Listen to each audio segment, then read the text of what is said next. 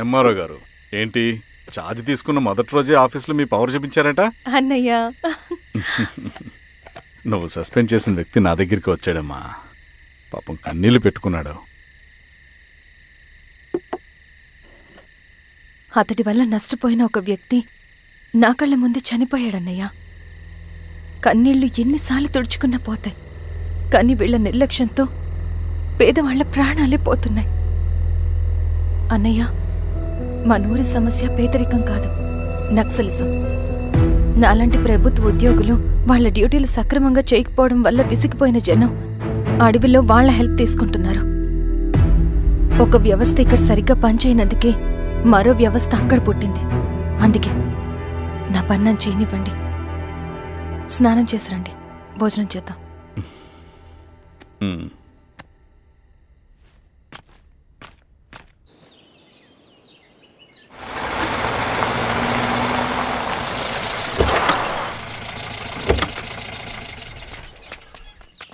నమస్కారం అమ్మా. నమస్తే. ఇలా రండి. మీ ఊరు నుంచి కొందరు ఎంఆర్ఓ ఆఫీస్లో అప్లికేషన్స్ ఇచ్చారు. తను వాళ్ళ పేర్లు చెప్తారు, వాళ్ళని పిలవండి. అలాగే మేడం. వెళ్ళండి. Madam, coffee. నువ్వెప్పుడు వచ్చావు రవి? మీరు గంటకోసారి కాఫీ కావాలంటారు కదా, మాటి మాటికి వెళ్ళి రావడం ఎందుకని వచ్చేసా.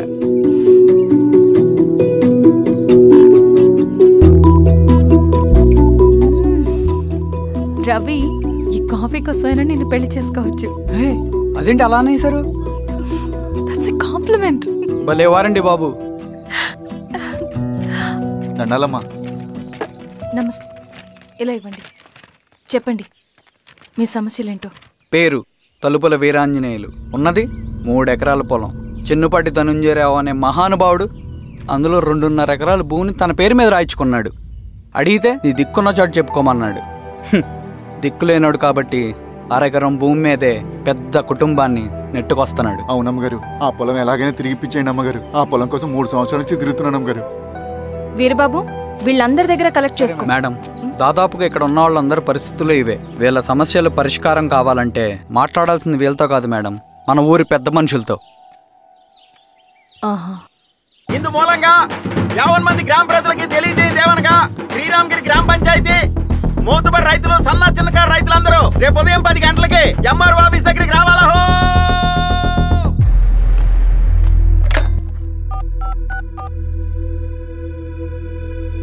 హలో, ఎవరు?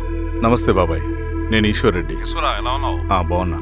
చెప్పు బాబాయ్, శిరీష్ ఎంఆర్ ఆఫీస్లో భూ సమస్యల గురించి రేపు మీటింగ్ ఏర్పాటు చేసింది. ఈ విషయం మన వాళ్ళంతా ఎలా తీసుకుంటారో అర్థం కావట్లేదు. అందుకనే మీకు ఫోన్ చేశాను. శిరీష్ చెప్పింది చేయండి, అదే మనకి కలిసి వస్తుంది. సరే బాబాయ్, ఉంటాను.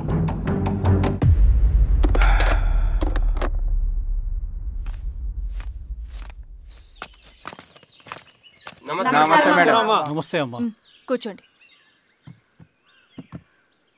పొలాల్లో పండిన పంట కోతకొచ్చినా ఈ రోజుకి ఒక్క గింజ కూడా తెగకుండా పక్షులకు, పందికొక్కలకు ఆహారంగా పోతుందంటే దానికి కారణం ఇది.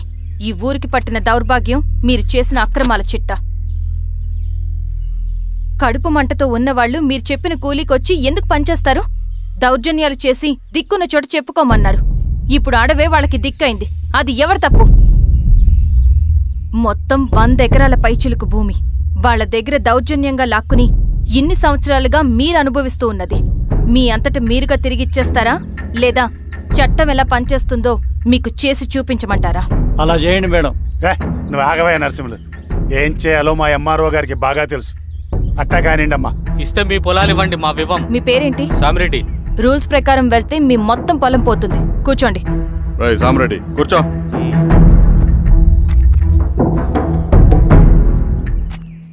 ఏమ్మా, సంతోషమేగా? మరీ నువ్వు అనుకున్నంత చెడ్డవాళ్ళేం కదమ్మా మనోళ్ళు.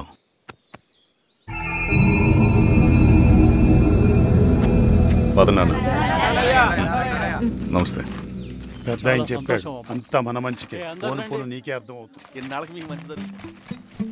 సెంట్రల్ కమిటీ నుంచి కొత్త ఆర్డినెన్స్ వచ్చాయి. దాంట్లో ముఖ్యమైనవి జరగబోయే మైనింగ్ ఆపాలి, రెండోది జెడ్పీటీసీ ఎలక్షన్స్ని బైకాట్ చేయాలి, దీనికి జనాల్ని సిద్ధంగా ఉంచాలి. లాల్ సలాం కామ్రేడ్. లాల్ సలాం.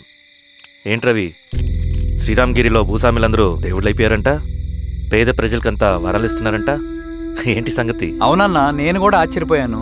ఒక గవర్నమెంట్ ఆఫీసర్ తలుచుకుంటే ఒక ఊరు క్షణాల్లో ఎలా మారిపోద్దో నా కల్లారా చూశానన్నా. అది కాదన్నా, అంటే నా ఉద్దేశం వాళ్ళు ఏం చేసినా దానికి ఒక స్ట్రాటజీ ఉంటుంది. శిరీష వాళ్ళ వర్గానికి చెందిన అమ్మాయి. ఆ అమ్మాయికి ఎంత పాపులారిటీ వస్తే వాళ్ళకంత మంచిది. ఎందుకంటే వాళ్ళ అన్నయ్య ఈశ్వర్ రెడ్డి రాబోయే జెడ్పీటీసీ ఎలక్షన్స్లో చైర్మన్గా పోటీ చేయబోతున్నాడు. ఈ అభిమానం మొత్తం వాళ్ళు ఓట్ బ్యాంక్గా మార్చుకోపోతున్నారు. అంటే అన్నా, శిరీష అయినా ఎవరైనా ఒకే తాను ముక్కలే. అధికారమే వాళ్ళ అవసరం తీరుస్తుంది. వీళ్ళందరూ అధికారం కోసం ప్రయత్నం చేసేది వాళ్ళ ఉనికిని కాపాడుకోవటం కోసమే. రేపే నామినేషన్ వేస్తున్నారు.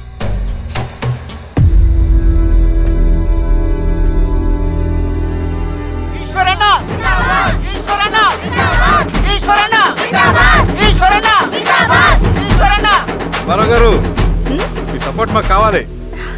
స్వామి, అయ్యా, మీ అన్నయ్య గారు ఎలక్షన్లు పడుతున్నారమ్మా. అవును. అయితే మా ఓట్లన్నీ మీ అన్నయ్య గారికేనమ్మా. వాళ్ళు ఏం చేసినా దానికి ఒక స్ట్రాటజీ ఉంటుంది. అమ్మాయి గారు, సంజీవ్ రెడ్డి గారు వస్తున్నారంట. మధ్యాహ్నం భోజనానికి అన్నయ్య గారు ఇంటికి వచ్చి ఉన్నారమ్మా. అవునా? సరే సరే. రవి, నువ్వు కూడా నాతో వచ్చే. అది రవి, ఇక్కడ నాకు ఫ్రెండ్స్ అంటూ ఎవరు లేరు. నాకు తెలిసిన వాడివి నువ్వు ఒక్కడివే. I'm feeling alone. అందుకే, అర్థమైందా? సరే.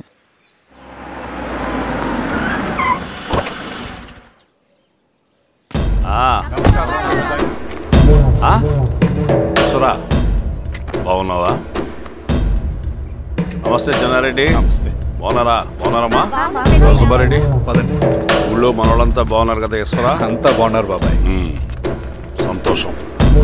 ఈసారి మళ్ళీ మనం ఏకగ్రీవం అవ్వాలి రెడ్డి. మనకు పోటీ లేదు, మనదే విజయం. సంతోషం.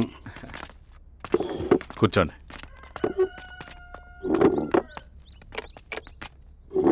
మీరందరూ లోపలికి వెళ్ళి భోంచేయండి. అలాగే అన్న. ఆ రైతు కూలి సమస్యలు ఎంతవరకు వచ్చినాయి? మాట్లాడుతున్నాం బాబాయ్, దాని గురించి మీరేం వరి అవ్వట్లేదు. నమస్కారం. రండి రండి. ఎంఆర్ఓ శిరీషారెడ్డి గారు. శిరీష రెడ్డా? శిరీష అనే పిలవచ్చుగా. అమ్మమ్మ, పులికి పంచాలాగా, సింహానికి చూలాగా అది మన ఐడెంటిటీ. అదంతా ఉండాలి. సరే బాబాయ్, నేను ఫ్రెష్ అయ్యేస్తాను, మీరు కానివ్వండి. అయినా ఈ కాలం చదువుకున్న ఆడపిల్లలతో మాట్లాడటం చాలా కష్టం. చుట్టుపక్కల శిరీషకున్న ఇమేజ్ మనకి చాలా మంచి అయింది ఈశ్వరా. నేను అడగకముందే పార్టీ హైకమాండ్ సర్వే చేయించి నీకే ఫేవర్గా ఉండడం వల్ల టికెట్ ఇచ్చింది.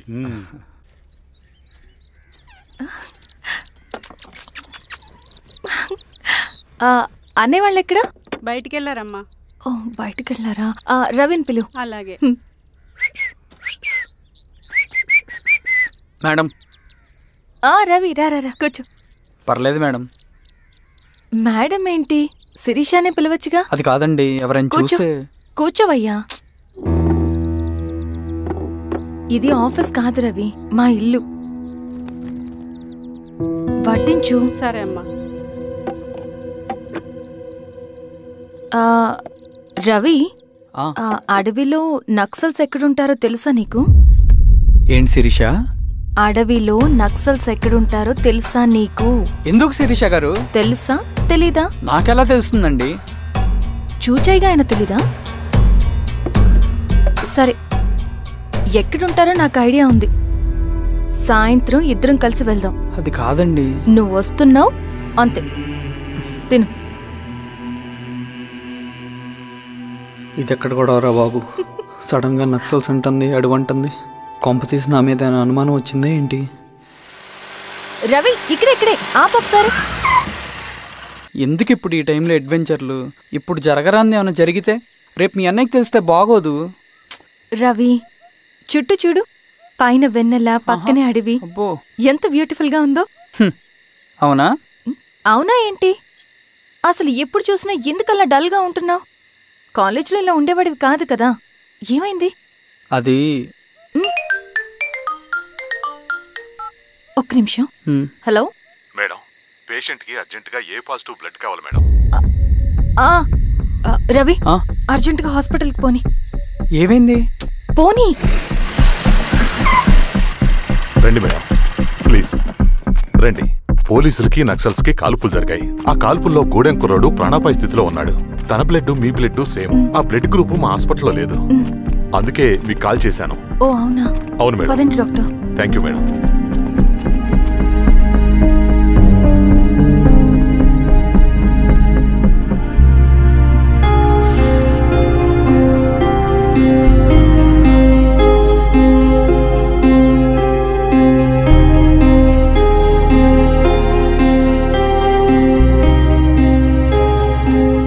Thank you madam.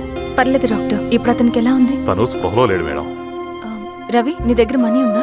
ఉన్నాయి. ఇవ్వు. ఇది అతనికి అందించండి. జాగ్రత్తగా చూసుకోండి. అలాగే మేడం. రవణ రవణ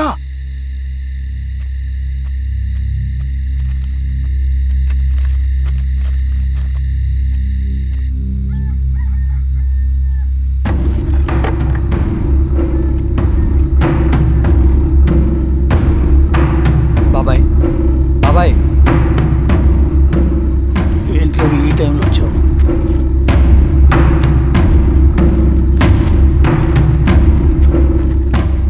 కామ్రేడ్, జరగబోయే జెడ్పీటీసీ ఎలక్షన్లో మన పార్టీ తరఫున జెడ్పీటీసీ చైర్మన్ పదవికి పోటీ చేయడానికి అర్హుడైన అభ్యర్థిగా మిమ్మల్ని సెంట్రల్ కమిటీ ఏకగ్రీవంగా నిర్ణయించింది. ఒక మామూలు రైతు కూలిని నాయకుడిని చేయగలిగిన దళం ఒక్కటే. ప్రాణాలు అడ్డేసైనా సరే అన్న చెప్పింది చేసుకుంటూ పోతా. లాల్ సలాం కామ్రేడ్. లాల్ సలాం. బాబాయ్, మీతో ఉన్న మన కూలీలకు, నీ వెనుకున్న సింగన్నకు ఈ గెలుపు ముఖ్యం. ఈ గెలుపు మన హక్కు కామ్రేడ్. వీళ్ళ మద్దతు మనకే ఉందన్నా. ఇది సరే, ఆ వర్గం వాళ్ళ ఓట్లు కూడా మనకు పడాలి. నమస్తే. నమస్తే అమ్మా. మీ ఇద్దరిని చూస్తుంటే కడుపు నిండిపోతుందమ్మా. ఒక ఎంఆర్ఓ, ఒక జెడ్పీటీసీ చైర్మన్. అదేంటి బాబాయ్, ఇంకా ఎలక్షన్స్ జరగలేదు? పోటీ అని ఉంటేనే కదమ్మా ఎలక్షన్స్ జరిగేవి. అన్నయ్యది ఏకగ్రీవం. బాబాయ్ గారి నాయకత్వం. గారి నాయకత్వం. ఓ అయితే పోటీ ఉందన్నమాట. స్వామి, కార్తీ, ఆఫీస్కి వెళ్దాం. అలాగే రండి.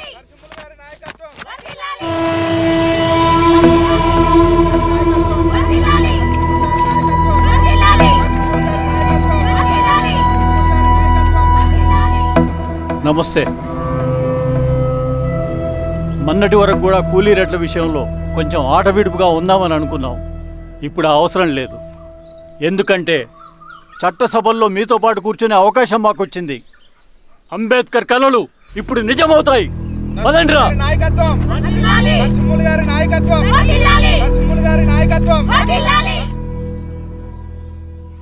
ఆ నరసింహ ఎలక్షన్ పోటీ చేయటం ఏంటి? నా కర్మ వీరస్వామి, నా పోస్టింగ్ ఉన్నప్పుడు ఇవన్నీ జరగాల. ప్రచారానికి మారువేషంలో అన్నలు కూడా వస్తారేమో సార్. రాని ఎవడన్నా వచ్చి విప్లవం ఉద్యమం అని మాట్లాడాడు అనుకో, నా కొడుకున్నప్పుడు గానీ జీవితమే ఒక ఆట, సాహసమే పుబాట, ఎదురే నాకు లేదు నన్నెవడు ఆపలేడు, ఎదురే నాకు లేదు నన్నెవడు ఆపలేడు, జీవితమే ఒక ఆట, సాహసమే పుబాట.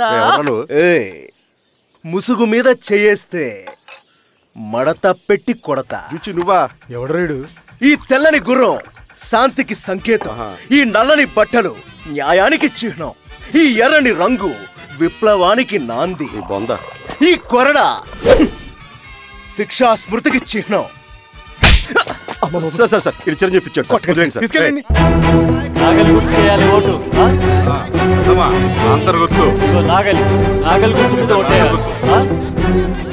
నాగలి గుర్తు మీద ఓటేయాలి. ప్రతిసారి ఎన్నికలు వస్తున్నాయి. ప్రతి ఎన్నికలప్పుడు రకరకాల పార్టీల నుంచి నాయకులు వస్తున్నారు. లేనిపోని వాగ్దానాలు చేస్తున్నారు. పొలాలు ఇస్తామంటారు, భూములు ఇస్తామంటారు, ఇల్లు కట్టిస్తామంటారు. ఏమన్నా జరిగిందా ఇప్పటి వరకు? ఏం జరగలేదు కదా. మరి కష్టాలన్నీ పోవాలంటే ఏం చేయాలి? మనం మన పార్టీని మనం గెలిపించుకోవాలి. నాగలి గుర్తుకే ఓటేయండి. ఇన్ని సంవత్సరాలు మీకు సేవ చేసుకునే అవకాశం నాకు ఇచ్చారు. అలాగే ఇంకొకసారి మాకు ఓటేసి భవిష్యత్తులో కూడా మీకు సేవ చేసుకునే అవకాశం మాకు ఇస్తారని కోరుకుంటూ, మీ ఈశ్వర్ రెడ్డి. మన ఓటు ఈశ్వర్ రెడ్డికే, మన ఓటు లాంతర్ గుర్తుకే, మన ఓటు. సార్ లాంతర్ మర్చిపోకుండా పోయా. నమస్తే.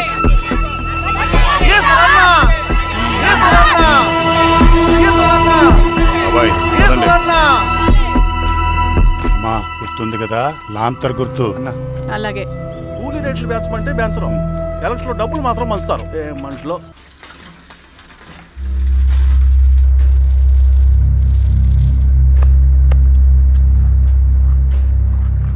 చెప్పండి అన్న. అన్ని సమస్యలు పోలీస్ స్టేషన్లో పరిష్కారం కావు రెడ్డి, కొన్ని మనమే చూసుకోవాలి. పంట ఎదగాలి అంటే పొలంలో నీళ్లు పారించాలని పెద్దోళ్ళు అంటారు. అదే పంట చేతికి రావాలంటే రక్తం పారించాలని అడవిలో వాళ్ళంటే అట్టే. కానీ ఇందులో మన తప్పేం లేదు, అందుకు మనమేం చేయలేం. ఊర్లో అన్నిటికీ పెద్ద అడవి, ఏది జరిగినా నీ చేతుల మీదగానే జరగాలి. అర్థమైంది కదా? పదరా.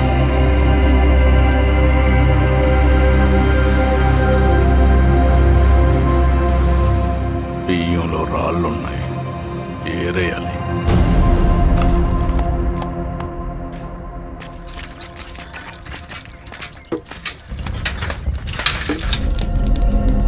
నమస్తే నరసింహ. నమస్తే నమస్తే. ఓ లీటర్ పాలు పోయి. సుపన్ అంత బాగున్నారా?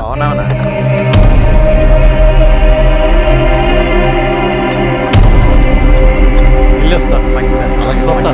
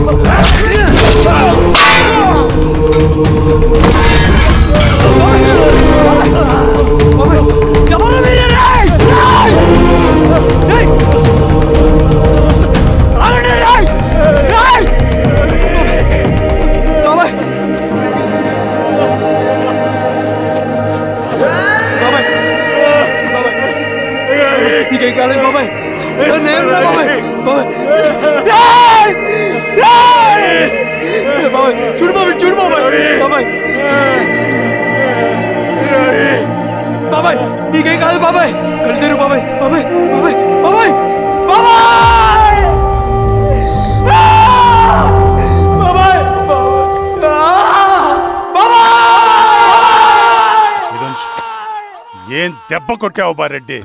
ఒక దెబ్బకు 2 పిట్టలు. ఎలక్షన్స్ ఏకగ్రీవం. ఇంకొకటి, రేపటి నుంచి ఆ కూలీ నా కొడుకులు మనం ఎంత ఇస్తే అంతగా వచ్చి పనిచేస్తారట. సర్లేండి బాబాయ్, వదిలేయండి. ముందు ఆ ఖర్చుల సంగతి చూడండి. నమస్తే సార్. నమస్తే గిరిధర్ గారు. మీరు ఇలా చేస్తారని కల్లో కూడా ఊహించుకోలేదు ఈశ్వర్రెడ్డి గారు. 2 పసిబిడ్డలు ఉన్నారు ఆ ఇంట్లో. వాళ్ళ గురించి ఏమైనా ఆలోచించారా? రేపు వాళ్ళు మళ్ళీ అడవిలోకి వెళ్ళి గన్నులు బాంబులు తీసుకొచ్చి మీ ఊరి మీదనే పడతారు. అప్పుడు వాళ్ళకు మీరు, మీకు వాళ్ళు. ఇది ఆగదు. అసలు ఏం మాట్లాడుతున్నావు గిరిధర్? మీకు అగేన్స్ట్ గా ఇప్పటివరకు ఏ ఎవిడెన్స్ లేదు. మీకు చెప్పేద్దామని వచ్చాను. బయలుదేరండి.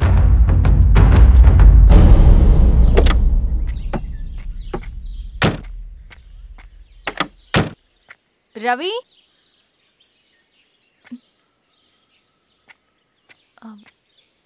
రవి ఈరోజు ఆఫీస్కి రాలేదేంటి? నరసింహుల బాబాయ్ చనిపోయాడు. జరిగింది విన్నాను. ఎలా? అన్యాయం అండి. ఎలక్షన్లో నిలబడితే చంపేస్తారా? ఎవరు? ఎవరా? ఆపోజిట్ పార్టీ వాళ్ళు. అందరికీ చెప్తుంటారుగా, మీ అన్నకి చెప్పలేదా? ఇలా చంపుకుంటూ పోతే ఏదో ఒక రోజు మన వాళ్ళని చంపుకోవాల్సి వస్తుందని. రవి, వెళ్ళి మీ అన్నకి చెప్పుకోండి.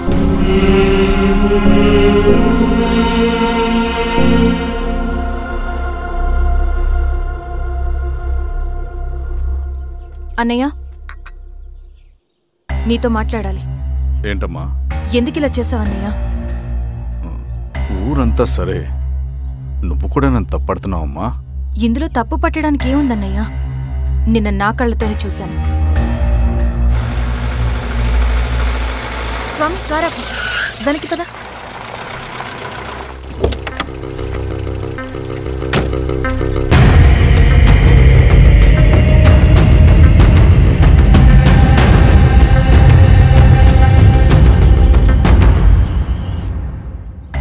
జీవితంలో కొన్ని సందర్భాలుంటాయి, మనం నిజం చెప్పిన అబద్ధం అయిపోయే సందర్భాలు. ఆ వచ్చిన వాళ్ళు ఎవరు ఏంటి అన్నది నీకిప్పుడు చెప్పిన అర్థం కాదు. నిజం నిలకడగా నీకే తెలుస్తుంది. నువ్వే ఇదంతా చేసినట్టు తేలితే మాత్రం నిన్ను జీవితంలో క్షమించలేనన్నయ్యా.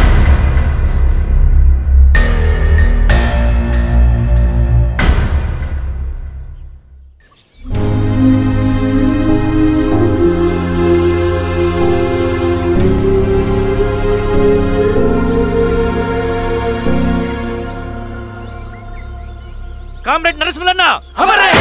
కామ్రేడ్ నరసింహన్న అమరే! కామ్రేడ్ నరసింహన్న అమరే!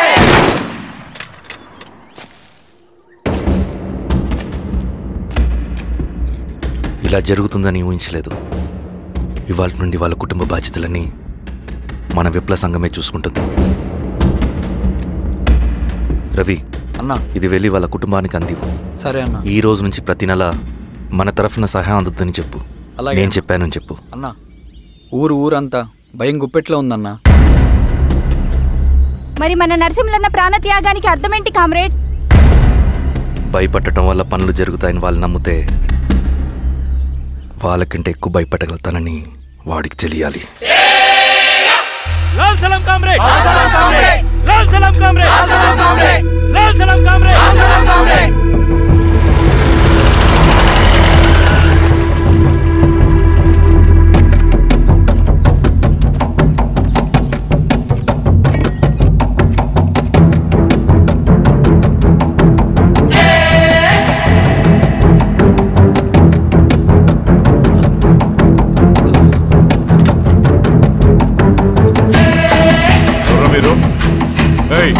ఏంట్రాది?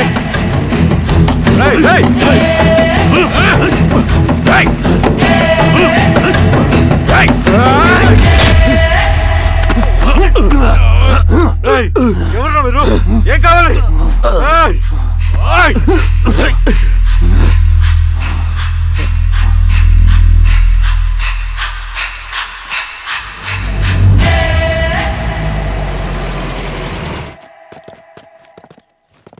సార్, మన పోలీస్ టీం అడవంతా జల్లెడ పడుతున్నారు sir. You don't worry sir.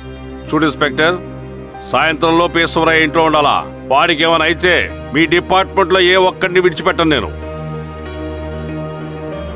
అమ్మా, వాణ్ణి కలవటానికి వచ్చాను నేను.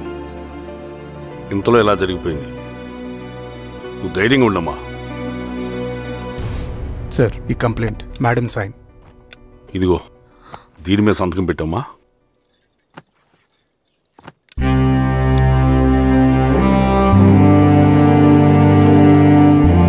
వెళ్ళండి, ముందెళ్ళి అప్పని చూడండి.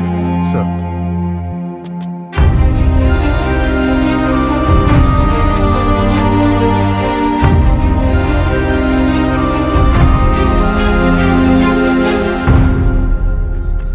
అయ్యా అయ్యా అయ్యా, మన పొలంలో అయ్యా. ఏమైందిరా?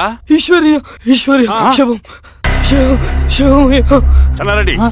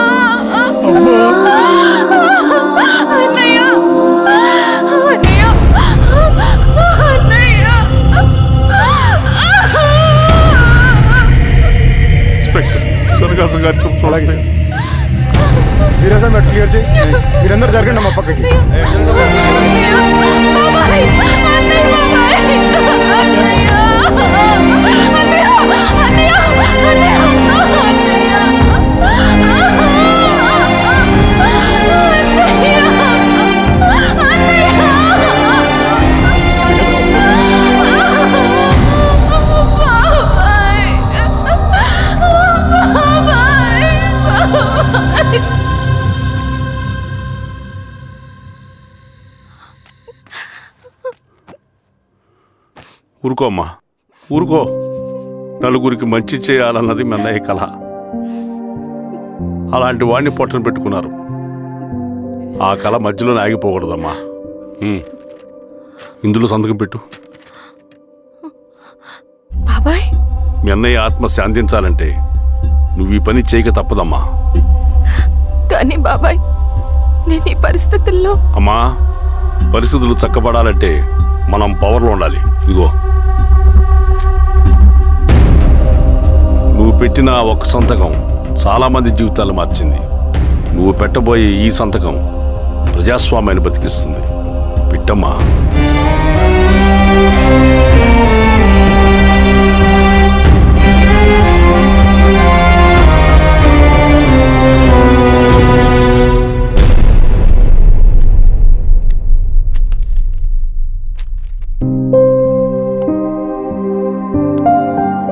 వెళ్ళొస్తాను.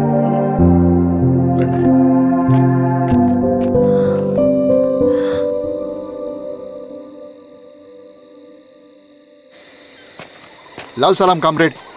లాల్ సలాం. పినపాక మండలం జెడ్పీటీసీ అభ్యర్థిగా శిరీషారెడ్డి.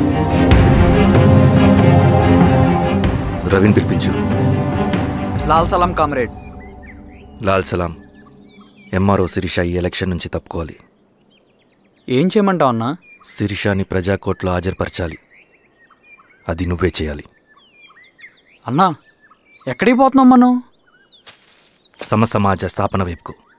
బలహీనుని బానిసగా మార్చి దోచుకోవాలనుకునే బలవంతుడి గుండెలు చీల్చే వైపుకు. అభయం ఇచ్చే ఎర్ర జెండా నీడ వైపుకు. రవి, అందుకే ఎలక్షన్ జరగకూడదు.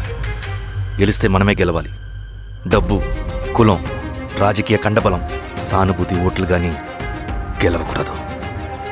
ఈశ్వర్రెడ్డి హత్య జరిగింది కాబట్టి ఈసారి శిరీషకి హై సెక్యూరిటీ ఉంటుంది. జాగ్రత్తగా డీల్ చేయి.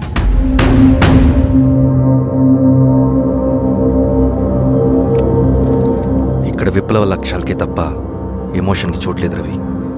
హత్యకి గురైన నరసింహులకు 2 పసిబిడ్డలున్నారు. అలాంటి ఎందరో పసిబిడ్డల భవిష్యత్తు కోసం మనం ఇచ్చేసినాం రవి. రవి, సెకండ్ వరల్డ్ వార్లో జర్మన్ సైన్యం స్టాలిన్ కొడుకుని బంధించింది. తమ జనరల్స్ని వదిలిపెడితే గాని నీ కొడుకుని వదిలిపెట్టమని బేరం పెట్టింది. స్టాలిన్ ఏం చేశాడో తెలుసా? దేశం కోసం తన కొడుకుని వదిలేసుకున్నాడు. కానీ జనరల్స్ని వదిలిపెట్టలేదు. అది కమిట్మెంట్ అంటే. అదే కమిట్మెంట్ నీకు మన ఉద్యమం పట్ల ఉంటే వెళ్ళి శిరీష తీసుకురా.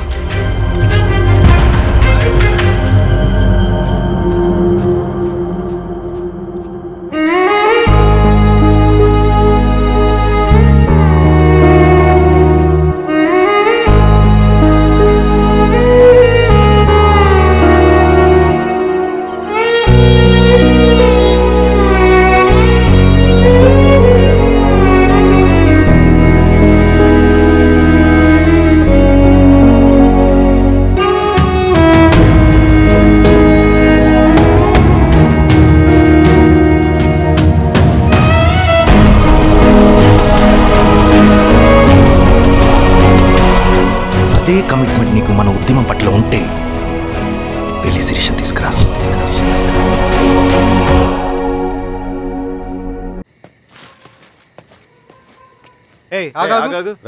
సార్, రవి మనోడేరా? వెళ్ళు. అమ్మా, భోజనం తీసుకురమ్మంటారా? నాకేమొద్దు. భోంచేయకపోతే ఆరోగ్యం పాడవుతుంది శిరీష. నువ్వు వెళ్ళి తీసుకురా అమ్మా. సరే. రవి, నాకు ఒక మంచి కాఫీ చేసిస్తావా? తలనొప్పిగా ఉంది. చేసిస్తా, కానీ తర్వాత నువ్వు భోంచేయాలి.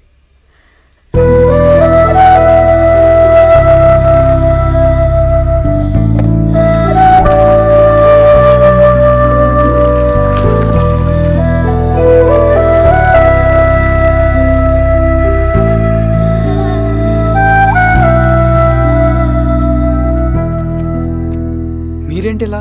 మంచినీళ్ళ కోసం వస్తున్నాను. ఓ, లోపల ఉన్నాయి, పదండి.